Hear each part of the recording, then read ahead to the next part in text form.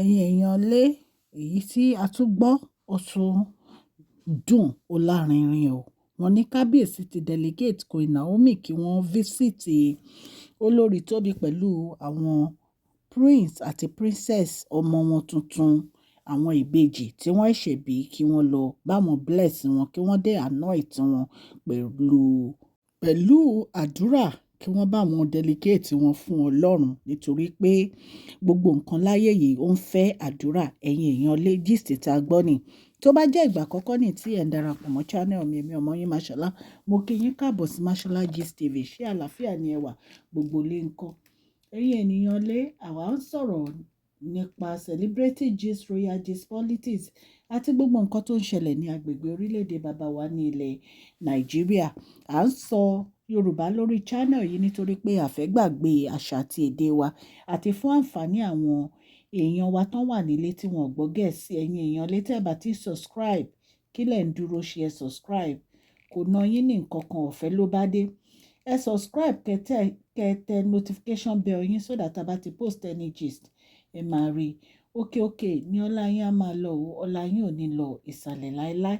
Gist tí a gbọ́ òun nìyẹn, ṣùgbọ́n ká tó wọnú ẹ̀, ẹ darapọ̀ mọ́ advertisement wa lórí Mashola Gist TV. Ẹ kàn sí wa, gbogbo ọjà tẹ́ bá fẹ́ advertise, a máa bá yín advertise, owó pọ́kú ló bá dé.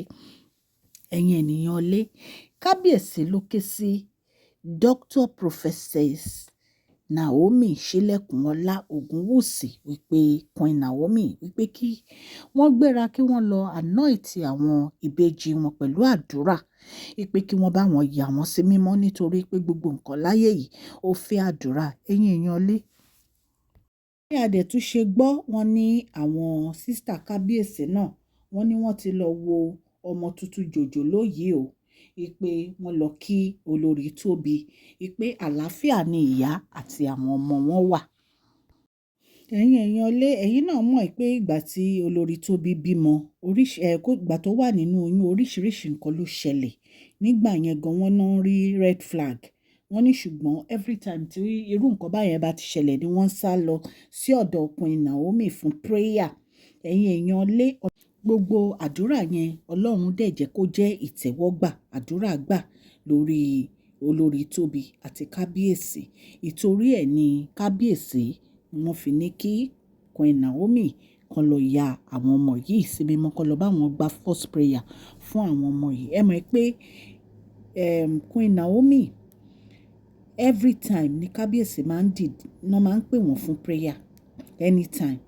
And a dẹ̀ ti rí i pé throughout tí Olórí Tóbi fi wà ní oyún, gbogbo ìgbà ni ó máa ń lọ sí ọ̀dọ̀ Queen Naomi fún prayer. Ẹ mọ ìgbà kan tí Queen Naomi wà nínú royal mansion, ẹ rántí pé Olórí Tóbi gan kó ẹrù ẹ̀, ó lọ síbẹ̀ pé òun fẹ́ máa gbé bẹ̀ because ó ní believe nínú Queen Naomi ni. Ṣùgbọ́n ṣé ẹ mọ̀ pé bí ó ṣe rí, bí àwọn méjèèjì ṣe rí, ìyálé àti ìyàwó ni wọ́n, kò kàn lè ṣàdédé kó lọ síbẹ̀ kó lóun fẹ́ lọ máa gbé bẹ̀.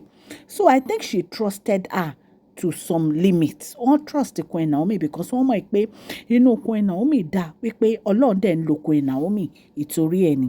Kábíyèsí dẹ̀ ní ìfọ̀kànbalẹ̀ nínú Queen Naomi. Ẹ̀yin náà mọ̀ pé ìgbà yẹn gan wọ́n ní ó ń treat fibroid ẹ̀, tó jẹ́ pé kò sọ fún Kábíyèsí, pé Kábíyèsí wá lọ gbọ́ wípé ó ní fibroid. Tán ní pé Kábíyèsí ní báwo ló ṣe máa ní fibroid tó yẹ pé fún rẹ̀ ló máa lọ sọ́dọ̀ doctor, ló máa lọ treat ara rẹ̀, ló máa lọ ṣe rántí ńgbà yẹn tí wọ́n ní kó wá rí gynecologist Kábíyèsí, tó fi lóhùn ò rí gynecologist Kábíyèsí. I think pé Tóbi ń try láti yẹra fún àwọn olórí tó wà nínú palace ní gbogbo ìgbà yẹn, torí wọ́n ní throughout kò gbé inú palace, wọ́n ní ìta ló ń gbé.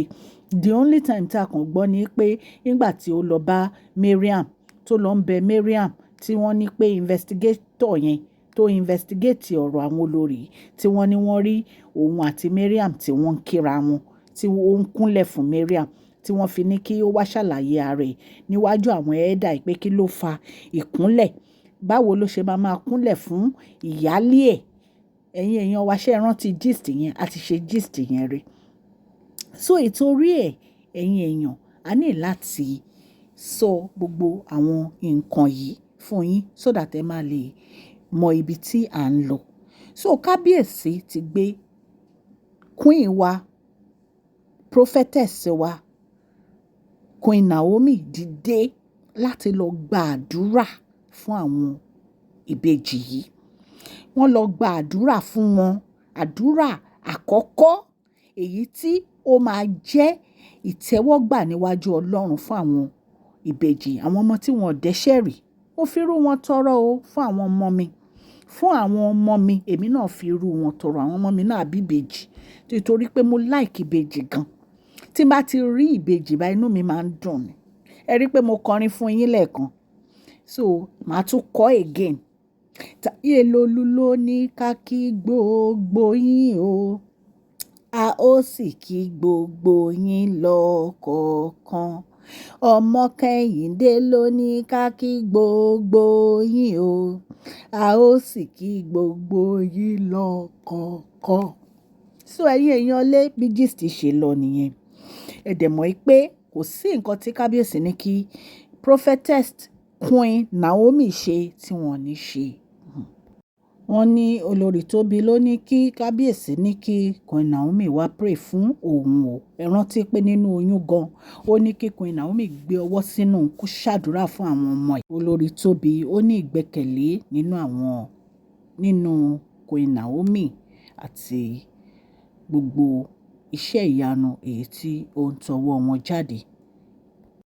Olórí Tóbi tẹ̀síwájú pé òun fẹ́ dúpẹ́ ní ọwọ́ Queen Naomi fún gbogbo àdúrótì Queen Naomi ní ìgbà tí òun wà nínú oyún.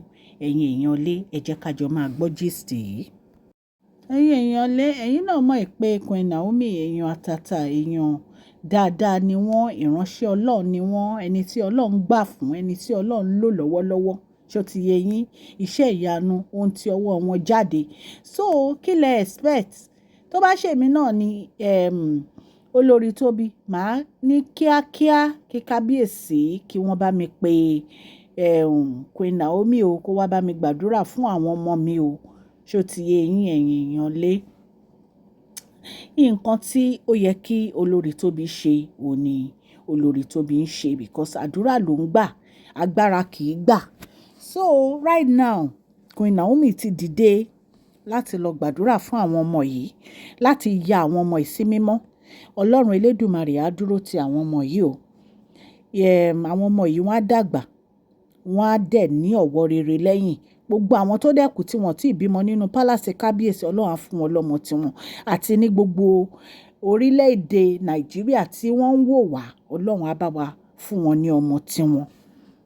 Bí a tún ṣe gbọ́, wọn ní olórí Tóbi òun ni ó sọ wípé Queen Naomi ni ẹni àkọ́kọ́ tó máa fi ọwọ́ kan àwọn ìbejì yìí. Ẹ rí pé èyí tún lágbára. Naomi wọ́n á máa ṣe ojúṣe Kábíyèsí ní gbogbo ìgbà ni nítorí pé Kábíyèsí wọ́n ní trust nínú wọn. Nítorí pé Kábíyèsí mọ̀ pé nǹkan tí àwọn bá ti delegate fún Queen Naomi láti ṣe, Queen Naomi máa ń ṣe pẹ̀lú ìfẹ́ Ọlọ́run ni.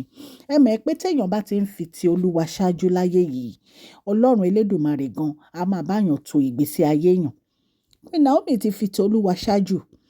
So nítorí ìdí èyí, òun ni Kábíyèsí fi ní believe nínú wọn tó jẹ́ pé gbogbo nǹkan tí Kábíyèsí bá fẹ́ ṣe, wọ́n máa ń fi lọ Queen Naomi, wọ́n dẹ̀ máa ń delegate Queen Naomi láti ṣe. Ẹ̀yin èèyàn lé, a dúpẹ́ púpọ̀ ní ọwọ́ Kábíyèsí láti ní irú trust báyìí fún Queen Naomi. A dẹ̀ dúpẹ́ fún Tóbi náà nítorí pé ó rí pé ọ̀rọ̀ ó ju ọpẹ́ lọ. Ó dẹ̀ mọ oore. Torí ẹni tó bá mọ oore àná á rí mi gbà. Ẹ̀yin èèyàn lé gist tá a mú wá fún yín ni o. Etí tẹ fi ń gbọ́ mi ò ní di ọwọ́ tẹ fi ń tẹ subscribe, like. Kò ní kan ìsàlẹ̀ àpò ní agbára Ọlọ́run òkè òkè ní ọlá yín á máa lọ. Please share this video, like and subscribe. God bless you. Ẹ jọ̀ọ́ ẹ má gbàgbé kẹ́ fún fídíò yìí ní thumbs up. Thank you so much.